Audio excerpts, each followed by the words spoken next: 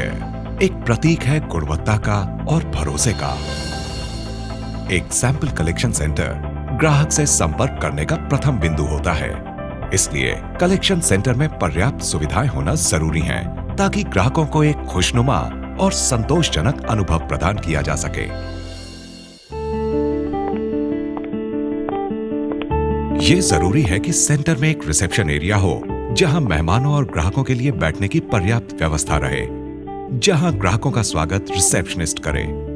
Good morning ma'am, मैं आपकी क्या सेवा कर सकती हूँ? मुझे कुछ ब्लड टेस्ट करवाना था, क्या आप मुझे बताएंगे? जरूर मैडम, क्या आप प्रिस्क्रिप्शन लाए हो? जी हाँ।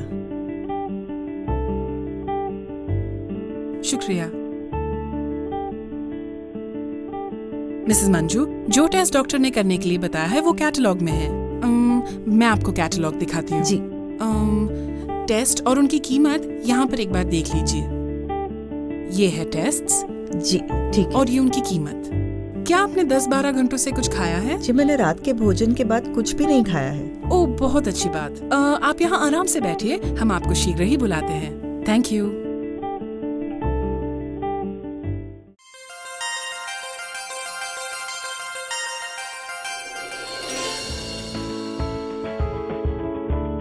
हाँ, वो यहीं बैठी है, मैं बुलाती हूँ उन्हें। यहीं पर। मिसेस मंजू, आप आइए प्लीज।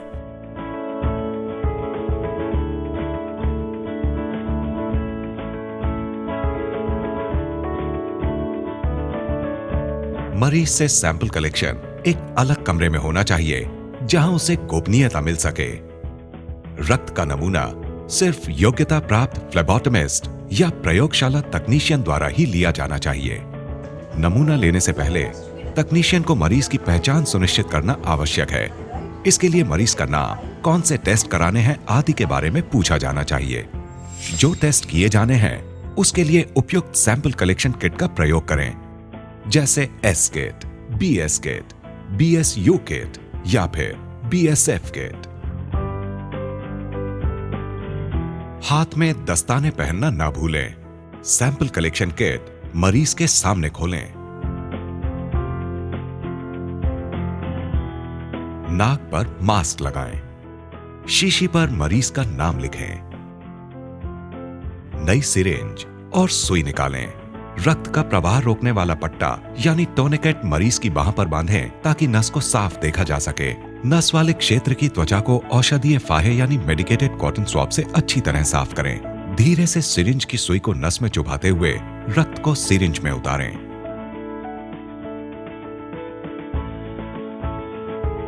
कॉटन स्वैब रखकर धीरे से सिरिंज को निकालें।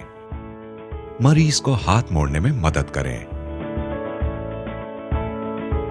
सिरिंज के रक्त को शीशी में डालकर 4 से 5 बार हल्के से हिलाएं। टेस्ट की संख्या और सही प्रोसेसिंग के आधार पर आमतौर से 5 से 10 ml रक्त के नमूने की आवश्यकता होती है। कॉटन स्वैब हटाने के बाद स्पॉट प्लास्टर चिपकाएं। सुई के निष्कासन के लिए 1% डाइल्यूटेड सोडियम हाइपोक्लोराइड वाले पंक्चर प्रूफ कंटेनर का उपयोग करें।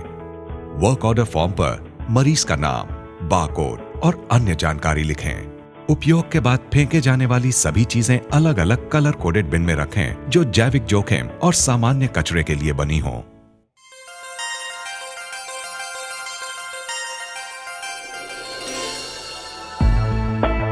मरीज के घर से रक्त नमूने जमा करने का कार्य सिर्फ योग्यता प्राप्त फ्लेबोटमिस्ट द्वारा किया जाना चाहिए। इस व्यक्ति को साफ सुथरे कपड़े और एक लैब कोट पहनना अनिवार्य है। मरीज के घर पर पूर्व निर्धारित समय पर ही पहुंचें। मरीज के घर से नमूने इकट्ठे करने के लिए आपके पास एक संपूर्ण किट जरूर होनी चाहिए, जिसमें एसबी या यूएसबी किट, जिसमें सिरिंज, सुई, कॉटन स्वैब, स्पॉट प्लास्टर आदि हों, सुई नाशक, एक टॉनिकेट, पंक्चर प्रूफ कंटेनर, सैनिटाइजर, बुनियादी प्रथम उपचार सामग्री, दस्ताने और मास्क सहित ऑर्डर की प्रति और सेवा फीडबैक फॉर्म। मरीज के घर पहुंचने पर अपना पहचान पत्र और ऑर्डर कॉपी दिखाएं।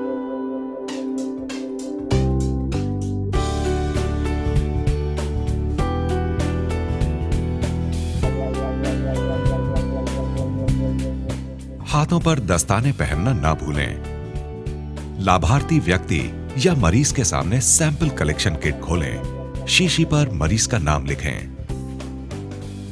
नाक पर मास्क लगाएं।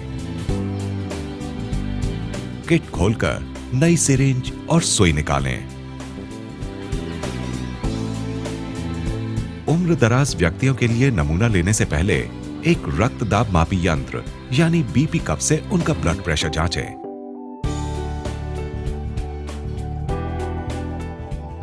ठीक से नस का पता लगाने के लिए मरीज की बांह पर टोनिकेट बांधें। नस वाले क्षेत्र की त्वचा को मेडिकेटेड कॉटन स्वैब से साफ करें। सुई को नस पर रखें और धीरे से अंदर घुसाएं। धीरे धीरे रक्त खींचते रहें जब तक सिरिंज भर ना जाए। सही प्रोसेसिंग के लिए कम से कम 5 से 10 ml रक्त के नमूने की आवश्यकता होती है, जो टेस्ट की संख्या पर निर्भर करता है। सुई पर कॉटन स्वैब रखकर धीरे से सिरिंज को निकालें और मरीज को हाथ मोड़ने में मदद करें। सिरिंज के खून को शीशी में डालकर 4 से 5 बार हल्के से हिलाएं। कॉटन स्वैब हटाने के बाद स्पॉट प्लास्टर चिपकाएं। सुई के निष्कासन के लिए 1% डाइल्यूटेड सोडियम हाइपोक्लोराइड वाले पंक्चर प्रूफ कंटेनर का उपयोग करें। शीशियों पर ध्यान से मरीज की पहचान दर्ज की जानी चाहिए, खासकर तब जब एक से अधिक व्यक्ति का सैंपल इकट्ठा किया जा रहा हो। सैंपल युक्त शीशी को जिप लॉक वाले पैकेट में रखकर ठंडे पैक में उन्हें कलेक्शन सेंटर ले जाएं। फेंके जाने वाली सभी सामग्री एक दूसरी प्राथमिक जिप लॉक युक्त पैकेट में रखें, जिस पर जैविक खतरे का लेबल लगा हो। मरीज के संदर्भ हेतु रसीद पर बारकोड नंबर लिखें। मरीज को फीडबैक फॉर्म दें और इसे अगले दिन उसी समय पर भरकर लौटाने का आग्रह करें जब रिपोर्ट दी जानी हो।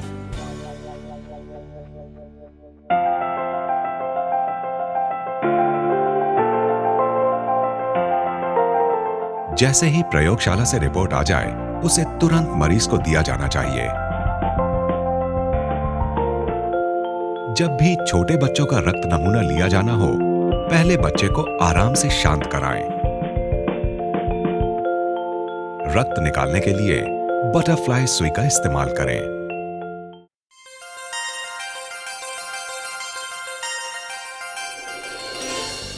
सैंपल तैयार करने की प्रक्रिया में सीरम को रक्त से अलग करना शामिल है, जिसके लिए सेंट्रीफ्यूजिंग की आवश्यकता है।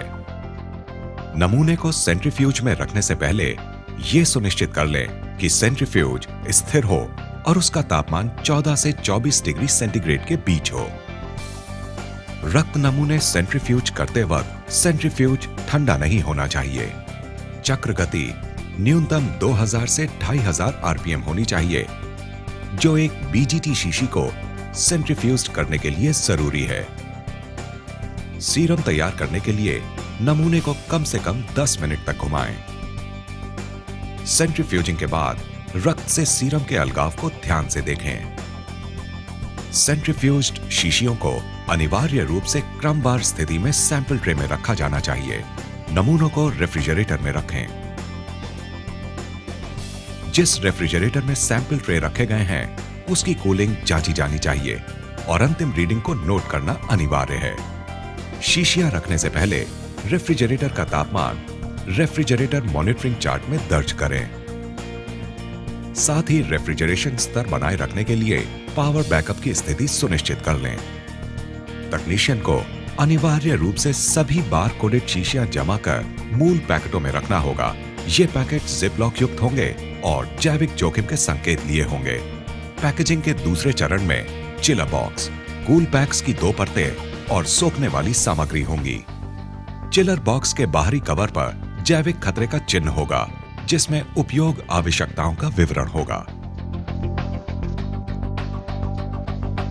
चिलर बॉक्स में सोखने वाली सामग्री रखें। उसमें कूल पैक्स रखें। मूल पैकेट्स को चिलर बॉक्स में रखें।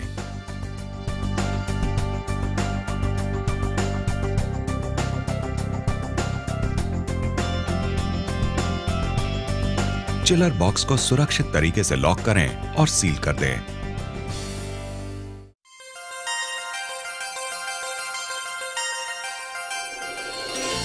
नमूने या कंटेनर के गलत रखरखाव या फिर दुर्घटनावश छलकाव हो सकता है। ध्यान रहे कि ये नमूने बेहद संक्रामक हो सकते हैं, इसलिए सावधानी से संभाले जाएं। सोखने वाली सामग्री को हाथ पर दस्ताने पहनकर पकड़ें। जब छलकाव हुआ हो तो उसे कपड़े या झाड़ू से कभी साफ ना करें। इसके लिए सोडियम हाइपोक्लोराइट सॉल्यूशन युक्त सोखने वाली नरम शीट्स का इस्तेमाल करें और छलकाव वाले स्थान पर रखें। ये सोखने वाली सामग्री पूरा तरल पदार्थ सोख लेगी और सतह को पूरी तरह सूखा कर देगी। सोखने के बाद छलकाव वाली जगह के कीटाणु नष्ट करने के लिए हाइपोक्लोराइट या अल्कोहल या कीटाणुनाशक का प्रयोग करें। छलकाव को संभालते वक्त इस बात का ख्याल रखा जाना चाहिए कि व्यक्ति के शरीर पर खुली चोट या चीरा मौजूद ना हो। उपयोग के बाद सोखने वाली सामग्री को नष्ट करने के लिए बिन में डाल दें। कचरे को निष्कासन के लिए जैविक खतरे वाले कचरे के लिए लाल रंग के बैग और सामान्य कचरे के लिए नीले बैग का ही इस्तेमाल करें।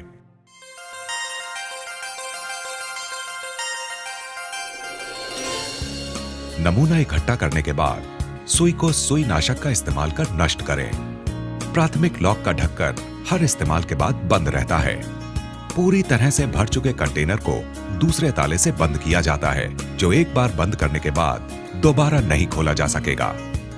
इन पात्रों या कंटेनर्स को अत्यंत सावधानी से प्रशिक्षित व्यक्तियों द्वारा ही संभाला जाना चाहिए, क्योंकि ये बेहद संक्रामक हो सकते हैं। इस कचरे को रोजाना बायोमेडिकल वेस्ट मैनेजमेंट एजेंसियों या सरकारी मान्यता प्राप्त भट्टियों में भेजा जाना चाहिए। प्रत्येक कलेक्शन सेंटर को मरीज से संबंध निर्माण का स्रोत बनाएं। यहां अच्छी साफ सफाई रखें। मरीज के साथ शालीन और मैत्रीपूर्ण व्यवहार रखें। अधिक शुल्क न वसूलें। जांच के परिणामों को पूरी तरह गोपनीय रखा जाना चाहिए। अपने केंद्र को क्षेत्र के नागरिकों के लिए एक स्वस्थ जीवन का माध्यम बनाएं।